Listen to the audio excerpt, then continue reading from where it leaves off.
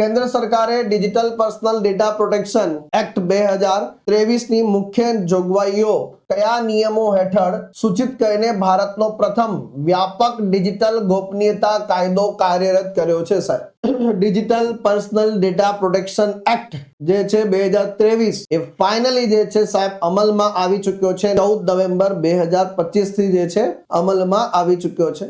ડીપીડીપી નિયમો 2025 જ્યારે પણ કોઈ પણ કાયદો આવે છે, કાયદાને લાગુ કરવા માટે જે છે રૂલ્સ એન્ડ રેગ્યુલેશન હોય છે, એ રેગ્યુલેશન જે છે નોટિફિકેશન દ્વારા 14 નવેમ્બરે જે છે ફાઇનલ કરવામાં આવે છે મિત્રો. ડિજિટલ પર્સનલ ડેટા પ્રોટેક્શન ની વાત કરે છે સાહેબ. 14 નવેમ્બર 2025 થી જે છે નિયમો સૂચિત કરવામાં આવ્યા છે, એટલે કે digital personal data protection act 2023 હવે એનું સંપૂર્ણપણે અમલીકરણ જે છે થઈ રહ્યું છે સાહેબ. આ કાયદો અને નિયમો ડિજિટલ વ્યક્તિના ડેટાના જવાબદાર ઉપયોગ માટે સ્પષ્ટ કરવામાં આવ્યા છે અને નાગરિકને ધ્યાનમાં રાખીને તૈયાર કરવામાં આવ્યા છે. પહેલી વખત ભારતમાં લોકોના ઓનલાઈન વ્યક્તિગત ડેટાને સુરક્ષિત રાખવા માટે સંપૂર્ણ ગોપનીયતા કાયદો જે છે બનાવવામાં આવ્યો છે. આ નિયમો જે છે પાછો અહીંયા એક પ્રશ્ન બધા હર્ડલ ઉભો થયો છે કે તમે કાયદો બનાવી દીધો, હવે સાહેબ આને ટાઈમ કેમ લાગી રહ્યો છે? તો આને 18 મહિનાનો જે છે સમયગાળો નક્કી કરવામાં આવ્યો છે કે આને ટોટલ 18 મહિના એટલે કંપનીઓ માટે છે. કંપનીઓને જે છે બધા કમ્પ્લાયન્સ